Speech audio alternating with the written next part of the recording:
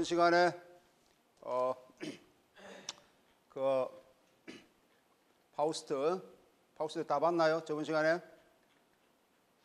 조금 우리 영화 분석이 조금 하다가 맞췄죠 아마 그죠? 네. 칠레 지진 미안해. 그 칠레 지진 저 분석하다가 좀 말았죠? 다 했나요? 칠레 지진까지 그 자료는 여러분 다 들어갔죠? 있습니까? 네. 네? 있어요? 네, 좋습니다. 네. 저번 시간에 우리 칠레 지진 얘기하면서 그 노벨레의 형식에 대해서 얘기했었죠. 노벨레가 독일 특유의 그런 하나의 문학 장르로서 에픽, 서사문학 또는 뭐 소설의 하부 장르라고 얘기할 수 있죠. 장르로서 아주 특이한, 다시 말하면 전대미문의 사건을 다루고 우리가 긴장감을 많이 유발하고 있다는 점에서 드라마와 굉장히 가까운 그런 장르다. 그렇게 얘기를 했습니다. 닫힌 형식이고 기회하고 전에 얘기했지 못한 사건을 다루고 있다. 그렇게 얘기했었죠. 그래서 그 관계를 내가 여러분한테 쭉 얘기를 하고 저번 시간에 그 칠레의 지진의 그런 분석을 했습니다. 그래서 영화에서는 그 주인공의 헤로니모 투게라라고 하는 그런 주인공의 그 입장을 여기 나오는 프레시포워드 기법으로 이렇게 먼저 제시하고 있다. 그렇게 얘기했죠. 그래서 중요한 것이 여기서 제일 처음에 나오고 있는 그 시퀀스에 나오고 있는 헤로니모 니게라의 그런 감옥에 갇힌 상태. 그 다음에 그 성체 축제일의 그런 관점 이렇게 나와 있죠. 그래서 성당 입구에서 그 호세페가 그 상고를 겪고 이제 옮겨져서 출산하는 그런 장면이 나오는데 이것이 첫 번째 구성점을 형성한다. 그렇게 하고 있습니다. 그 다음에 이게 헤로니모 남자 주인공이죠. 헤로니모 루게라가 그 감옥에서 스스로 자살을 하려는 그런 순간에 이게 이제 칠레의 지진이 일어납니다. 그러니까 이게 선에서 노벨에서 많이 나타나고 있는 우연의 그런 모멘트가 여기도 역시 나타나게 되는 거죠. 그래서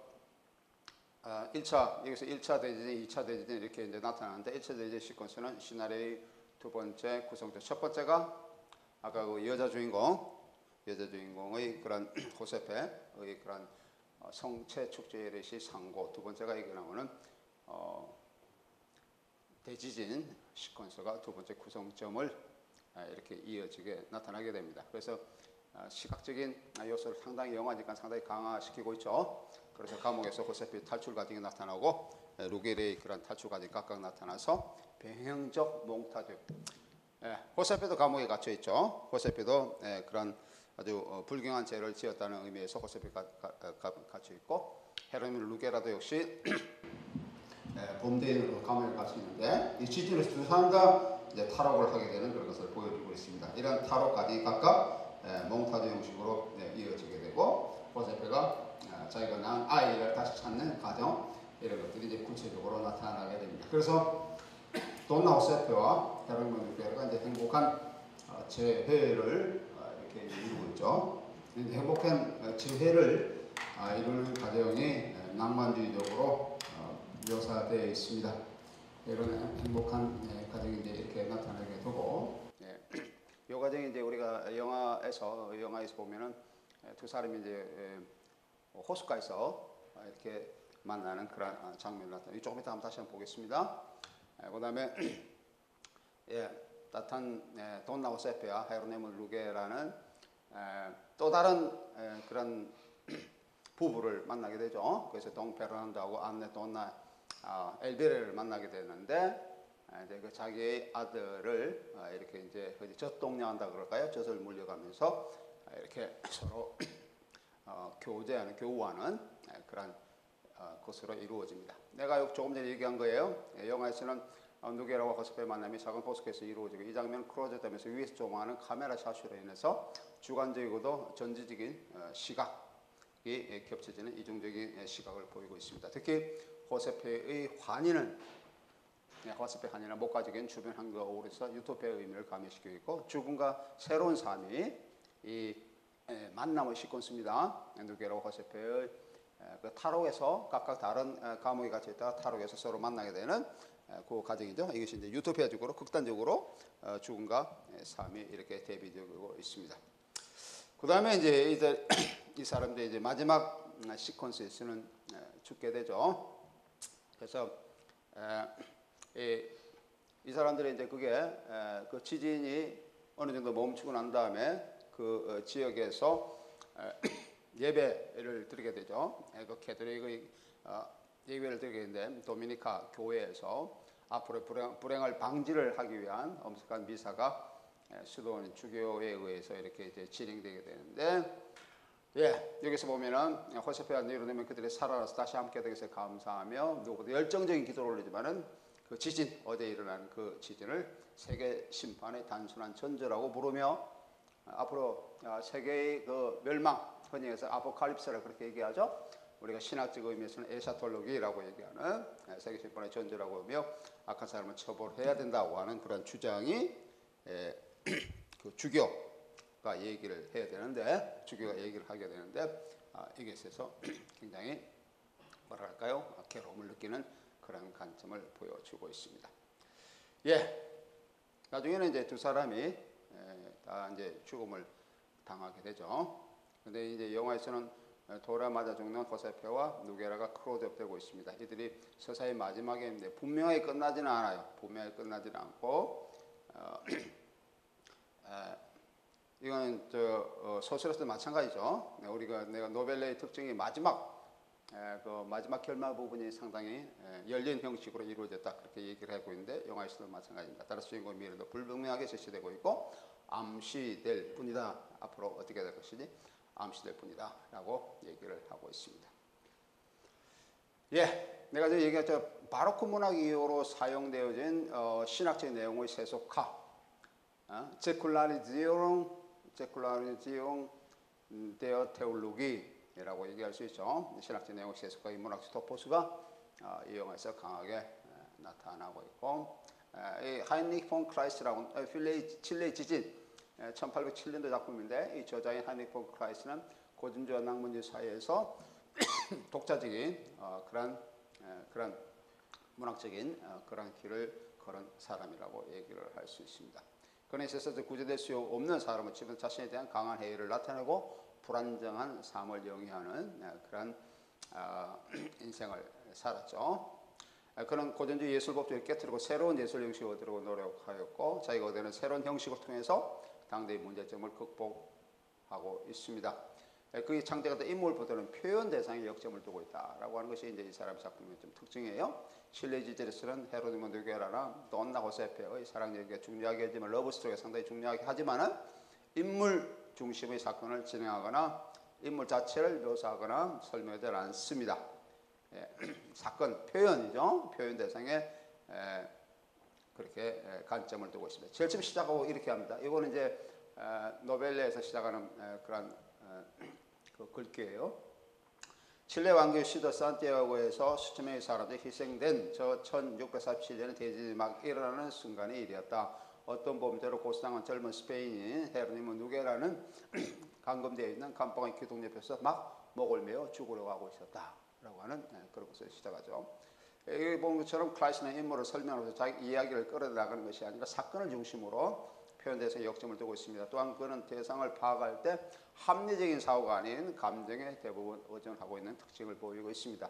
그래서 그 표현 대상은 신비주의고 경이로운 그런 것을 나타내고 있다.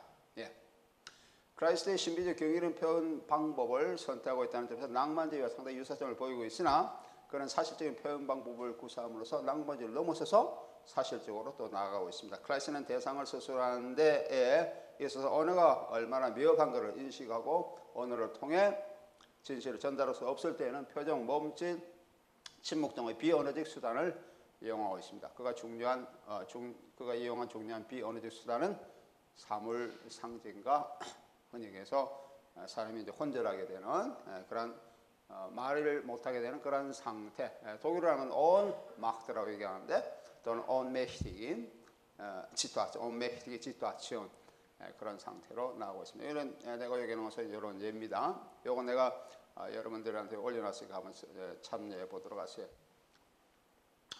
예, 하이네 펑크라시는 드라마 소설사 독특한 문체를 이렇게 만들어내고 있죠. 정상적인 구문의 파괴, 문장의 생략, 감탄 보호나 종집의 문법에 어긋난 사용, 침묵 등의 간결한 문체는 진실을 전달할 수 없는 비상적인 대화로 인간이 공동의 강적인 삶의 터전을 상실하고 고려에 빠져 파국을 초래하는 그의 전개의 기초가 되고 있습니다.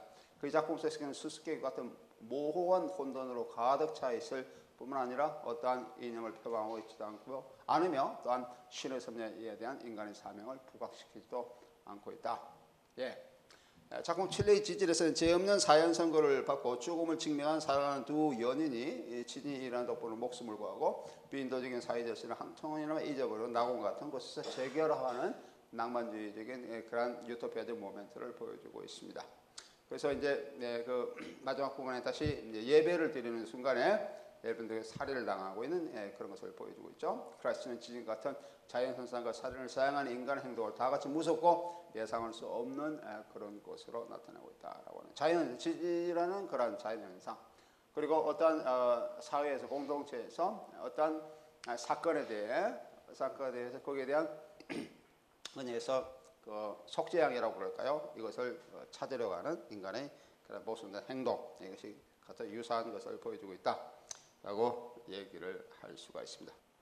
하나의 그 실제적인 예로서 내가 한 세 가지를 여러분한테 보여줬습니다. 하나가 저 니벨룽겐을 봤었고, 우리가 파우스트 봤었죠. 그다음에 칠레의 지진.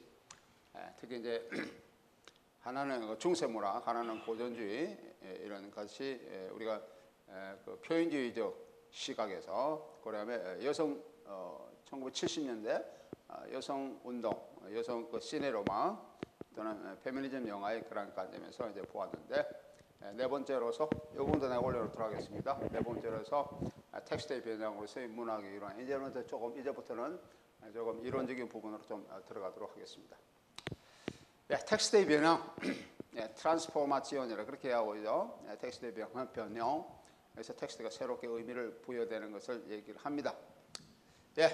그 프랑스의 구조주의 이론가인 줄리아 크리스테바의 상호 텍스트성 이론, 인터텍스투얼리티, 독일어 하면 인터텍스투얼리테트라 그렇게 하죠. 이런 이론의 영향이 상당히 크게 미치고 있습니다. 이 이론은 한 기호책에서 다른 기호책으로 변형되는 점에 주목하고 있는 이론인데, 이에 따르면 문학과 영화는 문학이라는 한 기호책에서 영화라고 하는 다른 기호책으로 바뀌는, 다시 말하면 기호체계의 단순한 변형이라보다는 문학 텍스트에 연유한 기호체계의 변형. 문학이라고 하는 매체가 가지고 있는 기호 텍스트가 또는 기호체계가 영화라고 하는 다른 매체의 기호체계로 변화하는 그런 것을 보여주고 있습니다.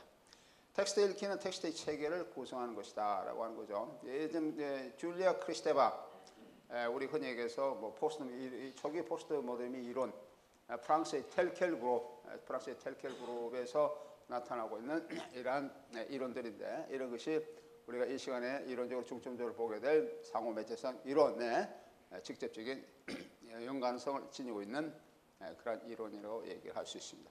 기호체계의 변형을 보면은 언어 기호체계가 있고, 영어 문법, 영어 기법인 영어 언어 기호체계가 있을 수 있겠고, 소리의 음향 기호체계도 있을 수 있겠고, 도상 기호체계 또는 이미지의 기호체계 등등을 우리가 얘기를 할 수 있습니다.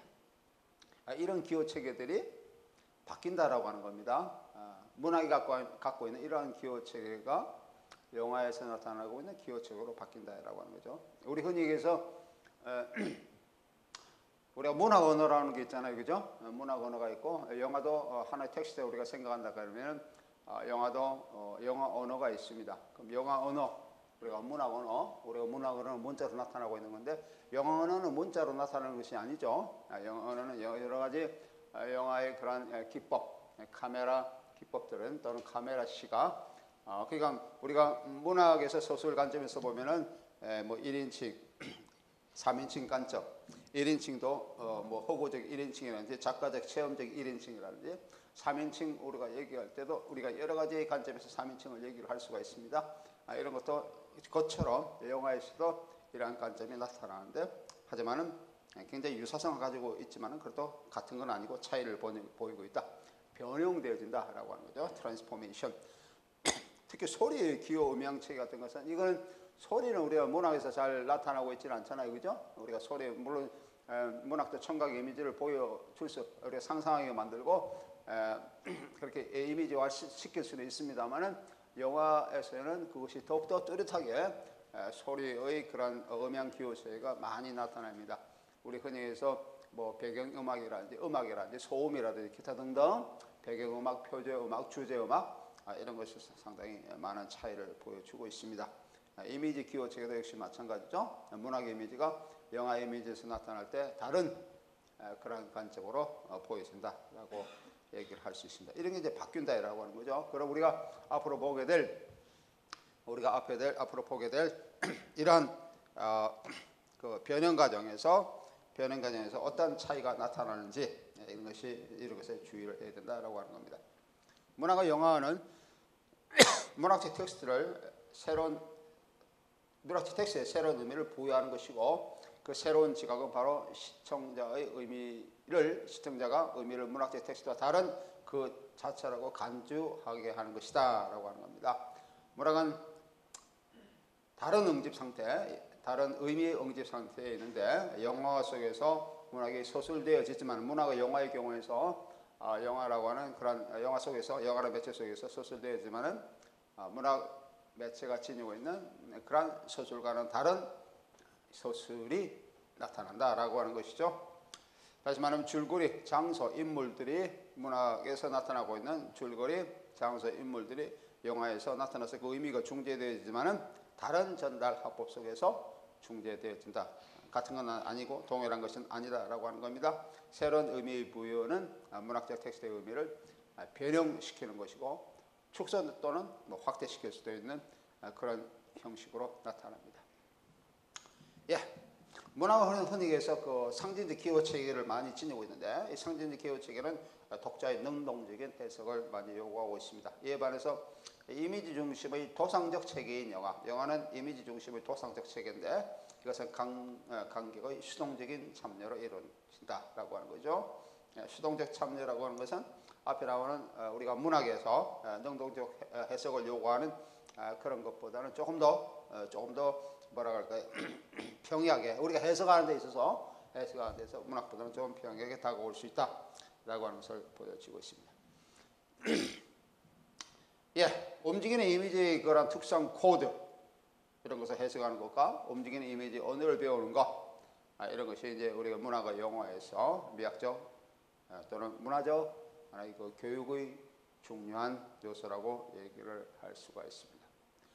문학과 영화는 상호 텍스트성, 인터텍스투얼리티와 상호 텍스트성과 혼합성, 히브리디지오롱, 독일어로 하면 히브리디지오롱이죠. 이런 것이 예술이라고 얘기를 할 수 있습니다.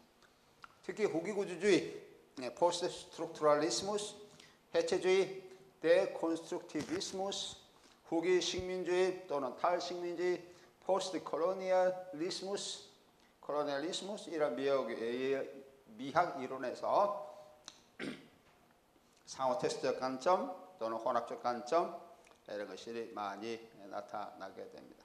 상호 매체성의 연관성을 지니고 있는데, 여기서는 상호 매체성의 관점, 앞으로 이제 여러분들이 문학과 영화를 다룰 때 유의해야 할, 상호 매체 관점에서 다룰 때 유의해야 할 그런 기준들, 분석 기준 이런 것을 조금 더 살펴보면 다음과 같습니다. 문학과 영화에서 이 상호 매체적 변형은 영화적 담론을 위해서 내용뿐만 아니라 주제의 변화를 의미합니다. 문학의 영화에서는 문학과는 다른 내용 또는 다른 주제가 나타난다라고 하는 것이죠. 우리가 문학은 상당히 오래된 상당히 오래된 예술 형식이고, 영화는 문학에 비해서는 뭐 상당히 뭐 최근이죠. 뭐 역사도 얼마 되지 않습니다. 한 100년 조금 넘는 그런 역사를 가지고 있는데 그 문학의 영화가 문학을 이렇게 차용하는 원래 차용하기 시작한 것은 1900년도 시작하면서부터 뭐 아주 구체적인 예를 들라 그러면은 달나라 여행 같은 거, 달나라 여행 뭐 이런 것들이 이제 문학 영화의 시작이라고 얘기를 할 수가 있습니다.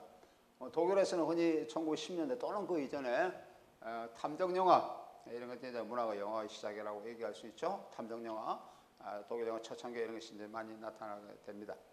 다시 말하면은 문학의 영화가 역사적으로는 문학의 영화의 시작과도 거의 뭐 같이 시작했다고 볼 수 있는데 그 이유 중에 하나가 그 영화라고 하는 그 매체가 지니고 있는 그 자율성을 이렇게 유지하기 위해서 그 문학이라고 하는 장르가 지니고 있는 여러 가지 전달 방법이라든지 서술 방법이라든지 이런 것을 차용할 수밖에 없다. 초창기에 자율성을 유지할 수 있기 위해서 이런 것을 이제 받아들일 수밖에 없다. 그렇게 얘기를 할 수가 있습니다.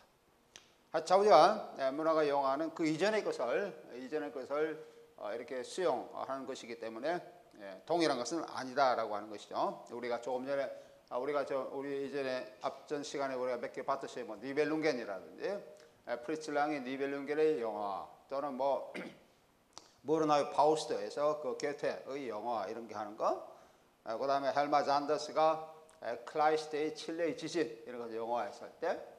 뭐 칠레 지진 작가 내가 1807년도 작품이라고 그랬고 헬마 잔데스가 그 영화를 했을 때 1975년도에 영화한 거다 그렇게 얘기를 했습니다. 그럼 뭐 갭이 뭐 상당히 있죠, 그죠? 뭐 갭이 뭐랄까요, 얼마 됩니까? 한 뭐 160년, 170년도 있잖아요.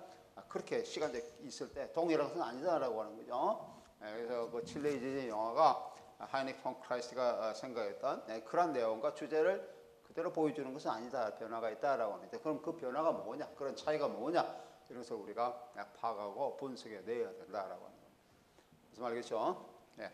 영화적 담론을 좀 더 구체적으로 살펴보면은 시간과 공간과 시간의 연속성과 불연속성, 인물 설정의 차이, 간접 합법이나 직접 합법 등의 대화 형식의 차이, 서술 시각의 차이, 몽타주 기법의 사용으로 장면 시간의 확대나 축소로 나타내고 있는 이미지의 지속성이나 단절 등. 이 부분은 여러분들이 그 분석할 때 굉장히 중요한 부분입니다. 그죠? 분석할 때 굉장히 중요한 부분으로서 여기에 초점을 일단은 맞춰야 됩니다. 그러니까 아까 내가 지금 다시 조금 더 부연 설명하면은 뭘 얘기한다고 했죠? 주제의 차이가 뭐냐? 그 다음에 내용의 차이가 어떻게 나타나고 있냐 이런 것뿐만 아니고 시간과 공간의 연수성과 불연수성이 어떻게 나타나고 있냐. 문학 작품에서 시간 묘사가 있고 공간 묘사가 있죠. 그 문학 작품에서 시간 묘사, 공간 묘사가 있는데 이것이 영화에서 시간 묘사, 공간 묘사가 어떻게 나타나고 있느냐, 어떤 차이를 보여주고 있느냐라고 하는 것에 대한 분석이 있어야 되겠다라고 하는 겁니다. 그 다음에 인물 설정이 어떻게 차이가 나타나고 있냐, 문학에 나타나고 있냐, 원제에 나타나고 있는 작품의 인물들이 영화에서는 어떻게 나타나고 있냐, 삭제되고 있느냐 아니면 또 확장되고 있느냐 이런 것을 우리가 분석해야 된다라고 하는 겁니다. 그 다음 간접 합법이나 직접 합법의 대화 형식의 차이가 어떻게 나타나고 있냐, 서술 시각의 차이, 이건 상당히 중요하죠. 서술 시각 어떤 관점으로 보여주고 있냐, 1인칭이냐 3인칭이냐, 해설자가 들어오느냐 그렇지 않느냐 기타 등등 이런 차이점을 나타내야 된다라고 하는 거죠. 몽타주 기법의 사용으로 해서 장면 시간의 확대나 축소로 이어지는 이미지 지속성이나 단절성. 몽타주 기법이 영화에서 사용되고 있는데 이것이 장면 시간, 문학에서 나타나고 있는 그 시간의 흐름이 있을 거 아닙니까, 그죠? 문학에서 나타나는 시간의 흐름, 우리가 흔히 그것을 서술 시간 또는 서술된 시간 이렇게 보통 표현하는데 서술된 시간 이런 식으로 표현하고 있는데 이런 것이 영화에서는 어떻게 나타나오나, 시간적 묘사 이런 것이 어떻게 나타나, 이런 분석이 있어야 된다라고. 이거는 기본적인 분석의 그 기준입니다. 이런 것들은 반드시 이런 기준들이 여러분들이 그 분석하는 문화가 영화의 작품을 분석하는 데서는 반드시 들어가야 돼요. 알겠습니까? 예. 이 형식의 차이, 이제 이런 것이 차이 형식인데 이 차이 형식은 동일한 것이 아니라 항상 새롭게 나타나고 있습니다.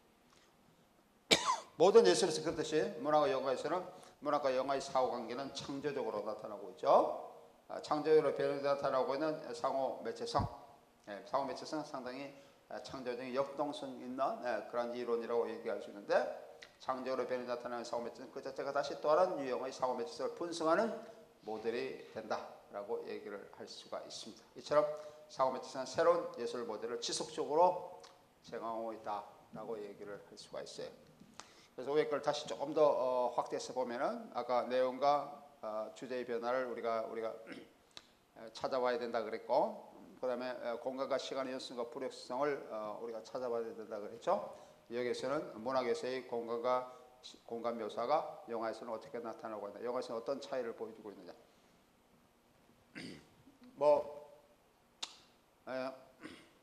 영화에서 내가 중요한 것은 시퀀스가 중요하다 그렇게 얘기하고 있는데, 시퀀스가 쭉 나오고 있잖아요. 이러한 시퀀스에 해당되는 문학에서의 그런 부분이 어떤 부분이냐.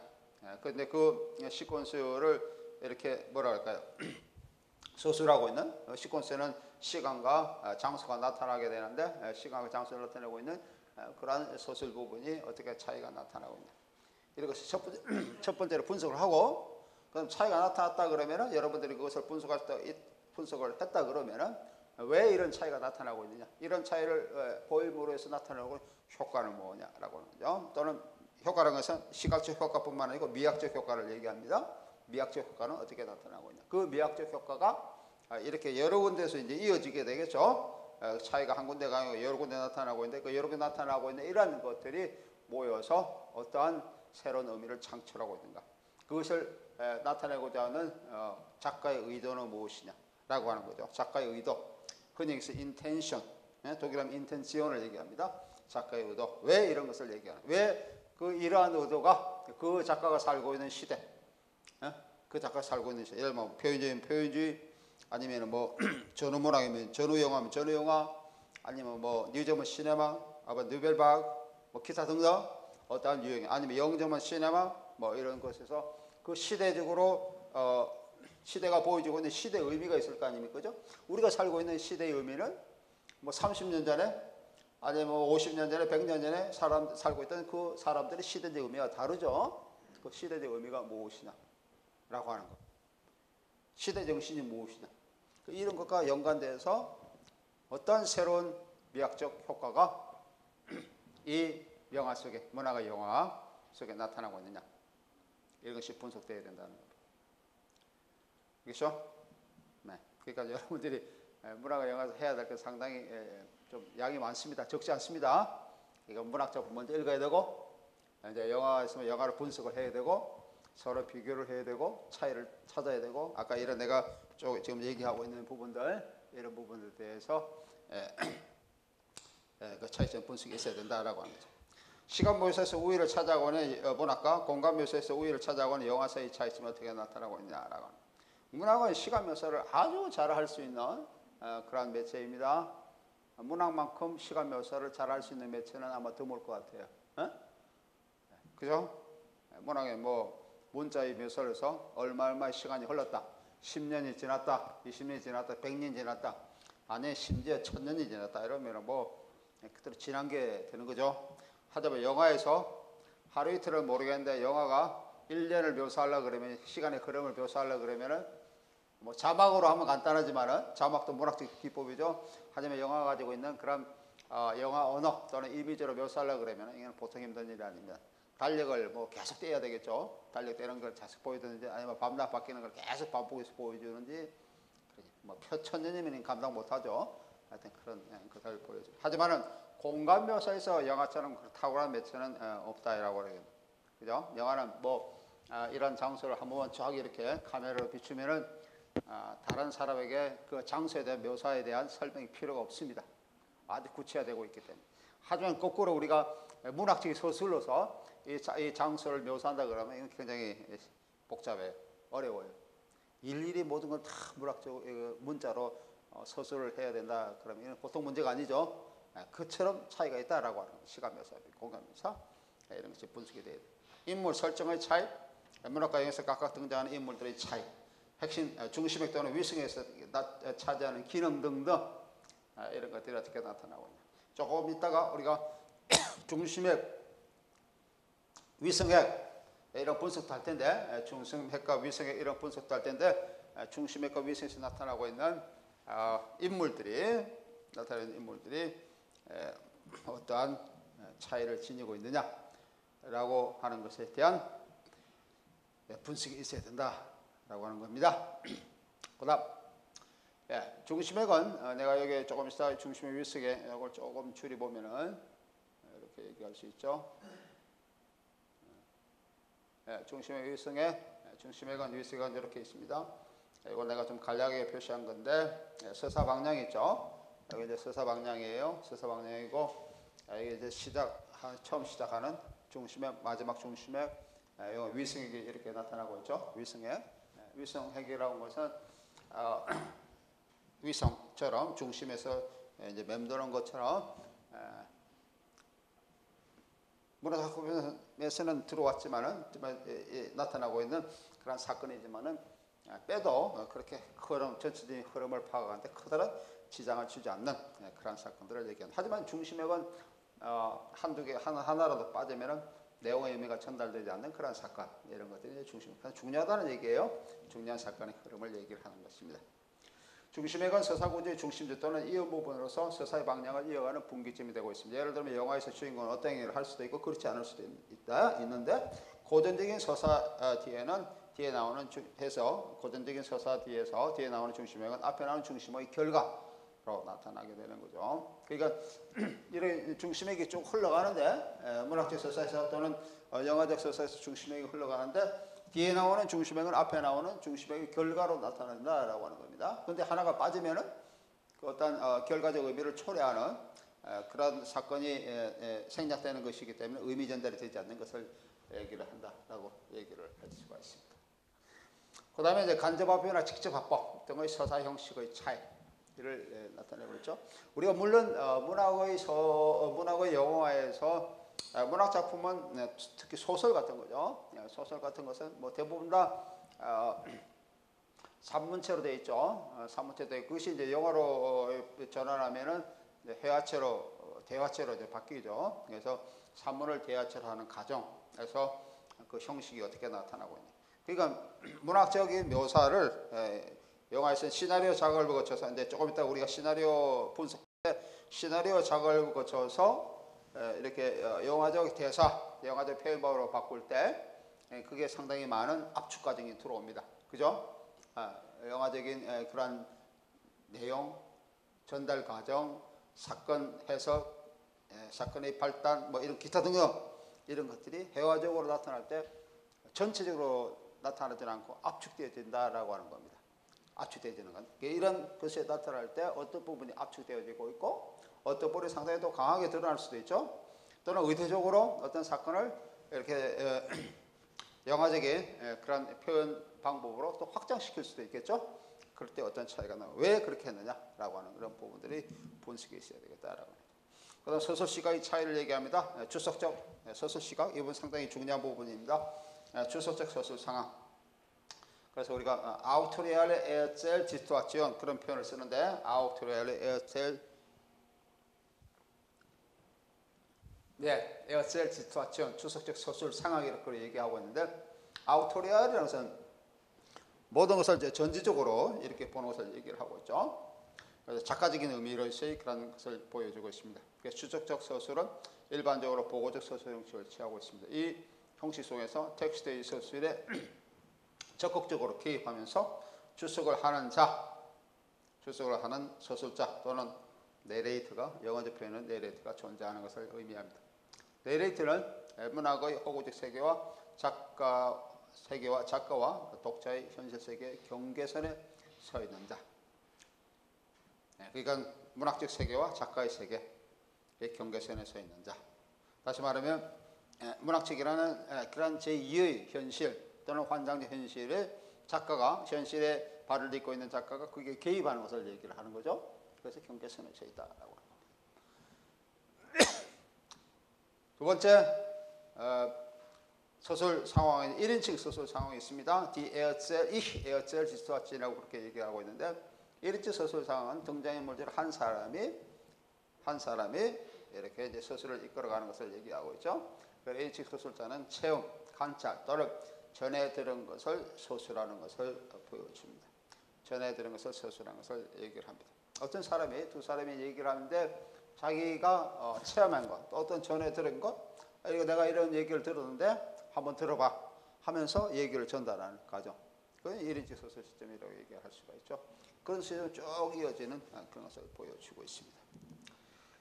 이 경우 주로 보고적 소설 형식으로 나타나게 되며 장면적 소설 형식은 정식적인 정서적인 위치에 놓인다. 보고적, 계속 이렇게 전달하는 것을 얘기합니다. 전달하는 것.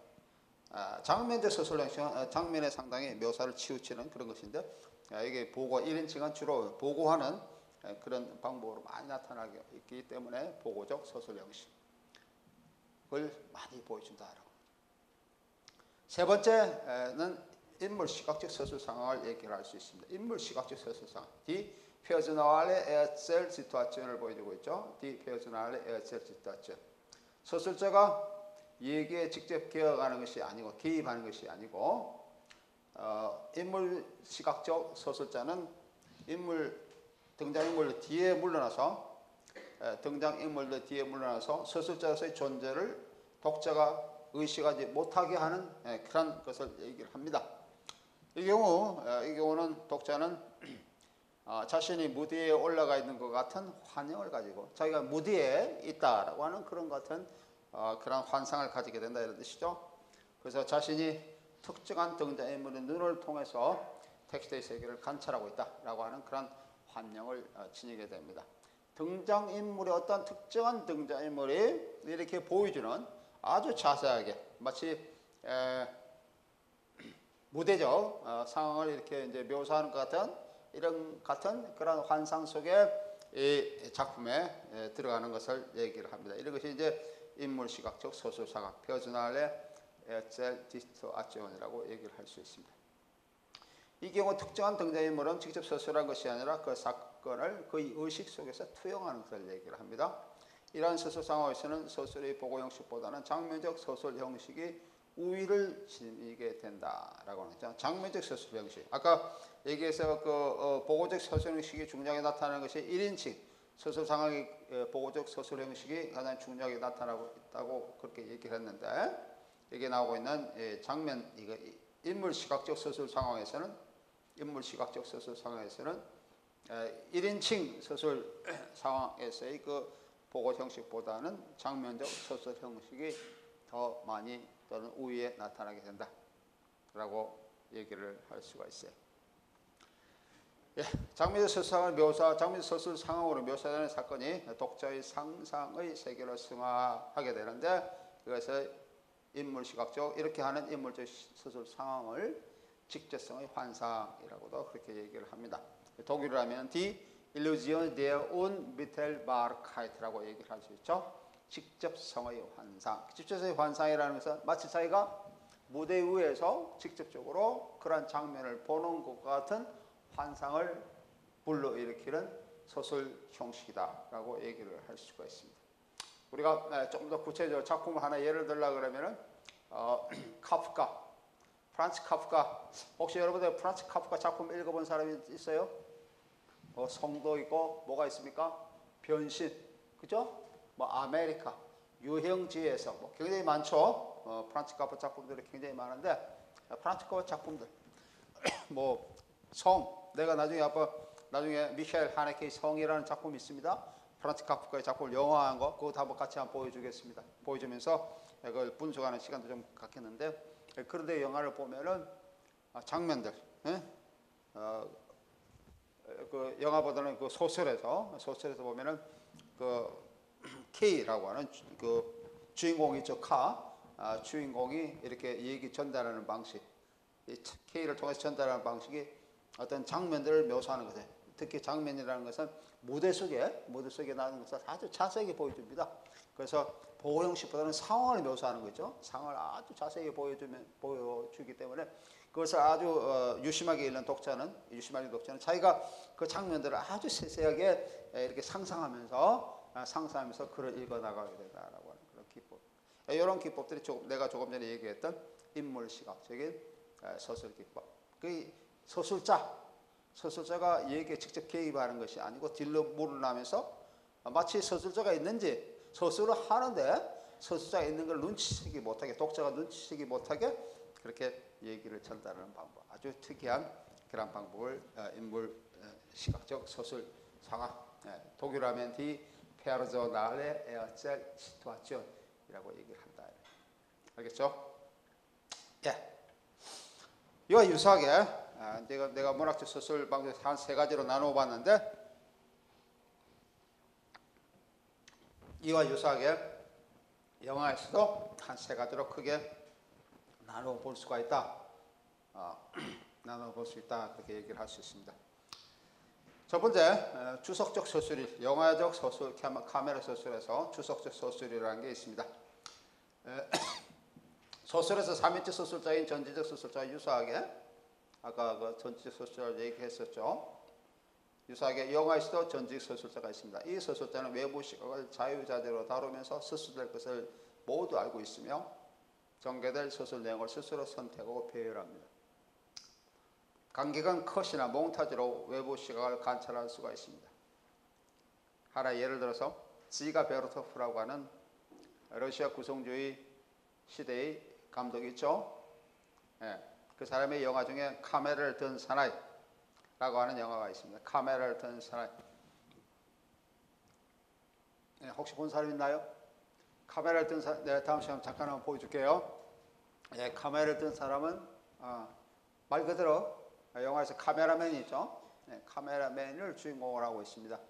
주인공이라기보다는 카메라맨이 그 영화에 들어왔다가 빠졌다가 들어왔다가 빠졌다가 계속 반복을 하고 있습니다. 하지만 관객이 영화를 보는 것은 그 카메라맨이 찍은 장면을 본다 이런 얘기예요. 찍어를 보는데 이런 카메라맨은 자기가 원하는 것을 마음대로 찍을 수 있죠.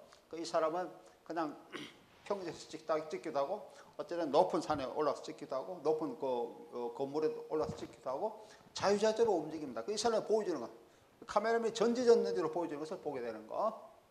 이런 것들이 주석적 서술이라고 얘기를 할 수 있다. 몽타주 영화, 러시아 형식주의 몽타주 영화는 대부분 다 주석적 서술에 속합니다. 또한 전지적 서술자는 내부 시각을 자유자재로 다루고 있습니다. 관객은 화면 밖에서 내용을 서술하고는 3인칭 서술자의 보이스오버를 설정하며 내적 돋보기나 배상, 꿈, 환상 등을 보여주는 다양한 숏 및 시퀀스의 삽입으로 카메라 서술의 내부 시각을 인식할 수 있습니다. 하지만 영화의 그 카메라 서술은 문학의 서술자와 동일한 것은 아닙니다. 차이를 지니고 있습니다. 카메라의 주석적 서술, 카메라의 주석적 서술은 카메라의 눈이 일반적으로 외부 현실을 보여준다는 점에서 인물의 내면 상태를 자세히 묘사하는 문학의 서술과는 차이가 있습니다. 우리가 문학에서는 인물 묘사가 굉장히 치밀하게 나타날 수도 있죠. 인물 묘사, 그죠? 어떤 사람의 심리 상태를 잘 보여줄 수 있습니다. 특히 뭐 의식의 흐름 이런 기법, stream of consciousness, 의식의 흐름, 우리 흔히 해서 제임스 조이스 같은 문학들 이런 것들 보면은 또는 뭐 우리가 의식의 흐름 이런 몽타주 기법으로서 이런 것을 보여주고 있는 좀 유사한 예는 뭐 독일 문학에서 그 표현주의 문학에서 나타나고 있는데 이런 것을 우리가 본다 그러면은 이런 것의 내면 상태를 잘 나타내고 있죠. 어떤 작가의 심리적 상태, 의식 속의 흐름이죠. 의식 속에 이런 것들을 잘 묘사할 수가 있습니다. 문학적으로 아주 세밀하게 묘사할 수가 있는 심리 상태를. 하지만 영화에서 이러한 심리 상태를 묘사하는 것은 한계가 있다라고 하죠. 영화에서 문학과 같이 아주 세밀한 또는 이 사람이 어떤 뭐랄까요 마음에 어떤 사건과 연계된 그런 마음의 동요라든지 불안감이라든지 뭐 기타 등등 행복감이라든지 뭐 기타 등등 이런 것을 묘사하는 그런 데는 영화는 문학처럼 그렇게 치밀하게 할 수가 없다라고 하는 거죠. 왜냐하면 문학은 외부 시각의 묘사에 상당히 중점을 두고 있기 때문에 그렇다 얘기할 수가 있습니다. 물론 표현주의 영화에서 표현주의에서 어떤 사람이 고뇌를 잘 묘사하는 그런 영화들도 뭐 드러나 있습니다. 그죠? 특히 뭐랍니까? 표현주의 영화에서 많이 나타나고 있는 그 몸짓 언어. 예를 들면은 몸짓 언어라든지. 예를 들면 우리가 우리가 저번 시간에 파우스트 같은 거 봤잖아요. 파우스트 초반 나타나는 파우스트 박사의 그런 그 뭡니까? 자기가 그 세상을 구원하지 못한 것에 대한 괴로워하는 모습들, 이런 것들이 얼굴 표정, 흔히 해서 클로즈업을 통한 얼굴 표정, 뭐 이런 것은 어느 정도 그게 우리가 표현이 그 무서운 영화에서 그런 것을 어느 정도 엿볼 수는 있어요. 하지만 그러한 묘사라도 내가 마치 그 파우스트 장면에 밤의 장면들 이런 거 내가 여러분한테 잠깐 소개를 했었죠. 뭐 천상의 소곡 이런 것들 소개를 했었죠. 뭐 이런 것처럼 그러한 그 묘사, 그런 아주 자세한 치밀한 그런 묘사만큼 그렇게 잘 드러내지는 못한다라고 얘기를 할 수가 있습니다. 특히 이제 표현주의 영화를 벗어나서는 우리 흔히 대화 형식으로 어떤 사람의 상황을 이런 것을 보여주는 그런 영화에서는 더더욱 이런 것이 이제 한계가 있다라고 하는 것이죠. 이런 것은 이제 차이가 나타날 수가 있습니다. 예, 카메라 서술이 카메라 내부 시각을 보여줄 때는 촬영 기술의 변화를 요구한다는 점에서 문학적 서술과 영화적 서술의 차이점을 엿볼 수가 있습니다. 카메라, 주관적 카메라가 또 있을 수 있어요. 주관적 카메라 서술, 첫 번째 내가 뭐라 그랬죠? 서술적, 주석적 서술을 한번 얘기했었고, 두 번째가 주관적 카메라 서술. 주관적 카메라 서술은 일반적으로 1인칭의 서술자로서 스스로 직접 행위 또는 사건을 주관적인 관점에서 서술하는 것을 얘기를 합니다.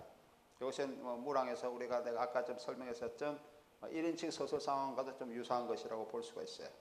이때 외부 시각은 서술자가 직접 체험하는 것에 제한되어 있습니다. 서술자가 체험하는 것을 보여주고 있다라고 하는 것이죠.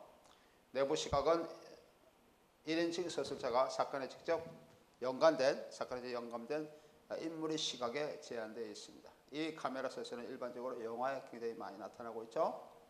예. 뭐 예를 들어서 어떤 인물이 저기 창가에 서 있어요. 예, 그러면 이제 카메라 그 창가를 보여주고 있습니다. 그 사람이 그 밖을 쳐다봅니다. 그리고 이 카메라도 밖을 한번 허공을 한번 비춰주고 있어요. 그럼 그 허공은 그 카메라 앞에 되면 어떤 사람이 서 있는 그런 관점에서 보는 허공이다. 이런 일반적인 허공이 아니다라는 뜻이죠. 주관적 그런 것을 보여주고 있다라고 하는 것입니다. 예, 이거죠. 카메라가 어떤 것을 응시하는 인물 장면을 보여주고 그 시선과 이어지는 장면을 계속해서 보여줄 때 주관적 서술 기법이 형성되어진다라고 하는 것이죠. 이에는 여러 가지 카메라 기법이 더해지면서 주관적 시점이 부각되어집니다. 이런 시각은 관객에게 직접 행동이나 사건과 연관된 등장인물의 시각이라고 하는 점을 분명하게 이제 보여줘야 됩니다. 그 카메라 이동 장치를 사용하는 달리슛 이외에 장면을 빠르게 전환하는 기법인 스위스펜 기법, 영화적 기법으로서 그 다음에 카메라 초점이 맞지 않게 흐리게 나타나고 있는 블러링 기법, 블러라고 하는 동사는 흐리게 하다는 동사죠.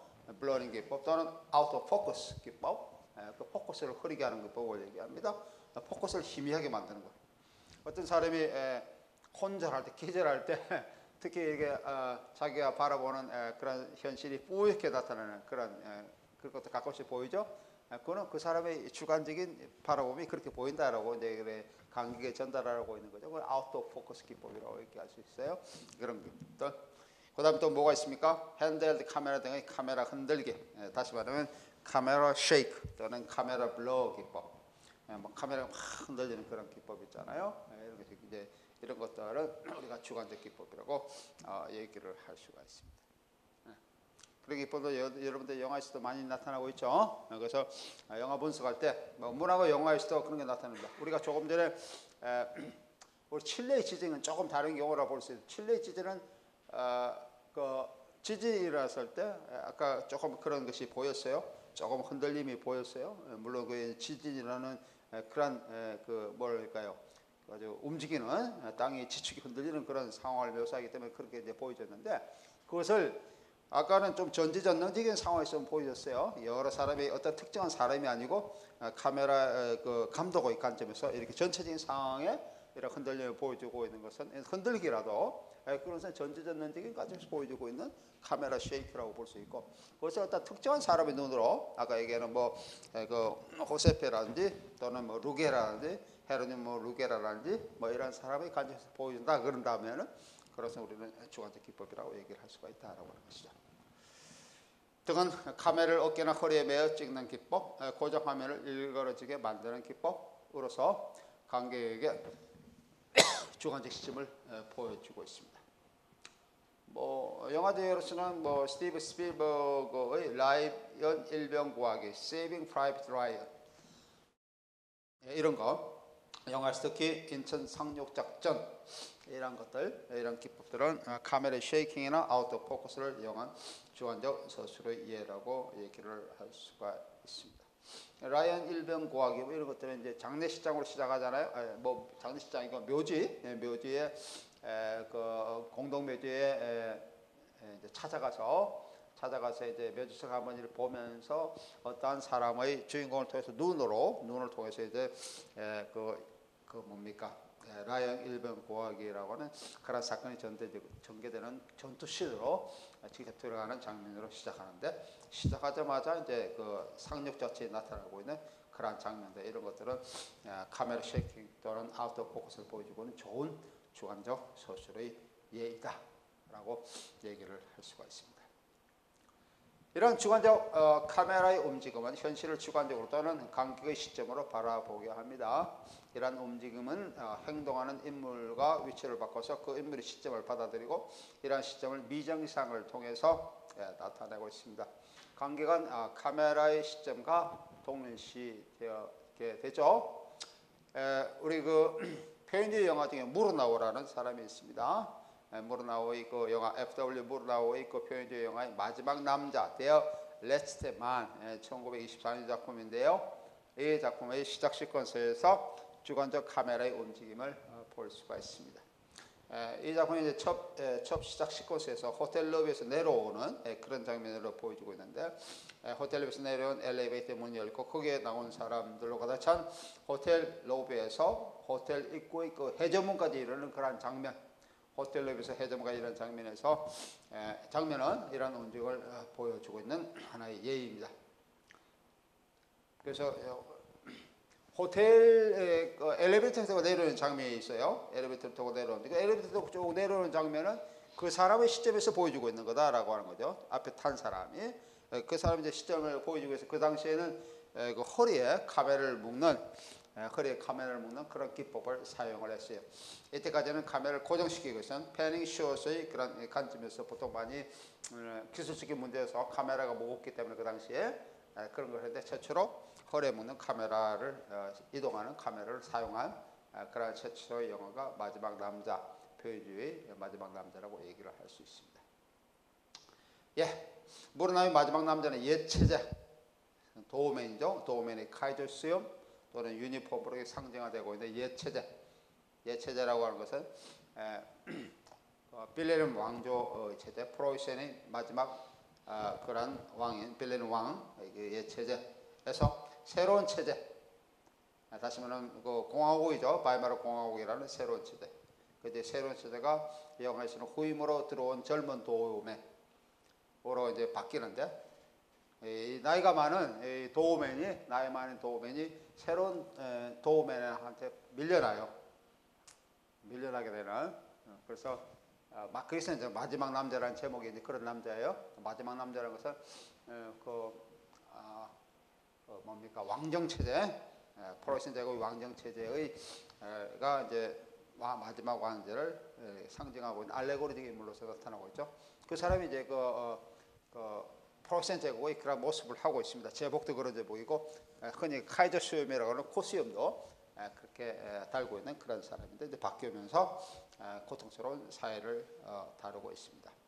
그래서 이 사람이 도우맨에서 아주 위풍당당하게 한 건물을 앞에서 전지주의하는 그런 위치에서 나중에는 이제 화장실 관리자로 이렇게 좌천됩니다. 그래서 화장실 건물의 화장실을 담당하는 사람으로 좌천되고 있어요. 그래서 그 좌천되는 과정에서 그 사람이 겪는 심리적 불안감 이런 것들이 표현주의인 빛과 어둠, 그다음 실루엣, 그죠? 이런 듣기 대각선 이런 기법으로서 보여주고 있습니다. 이 영화는 진보와 현대화에는 그 대가가 필요하다는 그런 관점을 보여주고 있죠.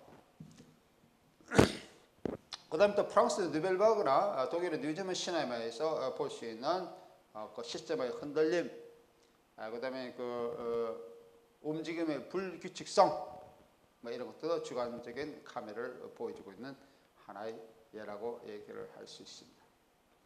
전문적인 자동차 도둑을 다루고 있는 장르 고다의 영화 내 멋대로 하라라고 하는 이런 영화라든지 이런 영화에서 유모차의 개구리 치면서 주인공의 주변을 돌거나 거리를 두면서 관객에게 친밀감을 보여주고 있는 그러한 장면은 이런 하나의 예라고 얘기를 할 수가 있습니다. 또 마지막 시퀀스에서 주인공 미셸이 경찰의 선창에 허리를 맞아 비틀거리면서 골목을 뛰어나가는 장면. 이 영화를 본 사람들은 제일 마지막 장면에 마지막 시퀀스에서 총에 맞아가지고 골목을 이렇게 막 뛰어가는데 자기가 흔들리면서 막 가고 있어요. 그 흔들리면서 가고 있는 그 사람의 관점에 따라서 계속 카메라도 흔들리면서 보여주고 있는 그런 장면이 있습니다. 이런 것들을 우리 주관적인 카메라 기법의 예에 속한다라고 얘기를 할 수가 있어요. 요 위에도 주관적 카메라 기법을 우리가 몇 가지 더 있는데 오늘 다음 시간에 계속 보고 그다음 마지막 하나의 또 다른 하나의 서술식 강의는 동일하적 근접성의 서술이라고 있는 게 있습니다. 이런 것도 다음 시간에 계속해서 보도록 하겠습니다. 그만.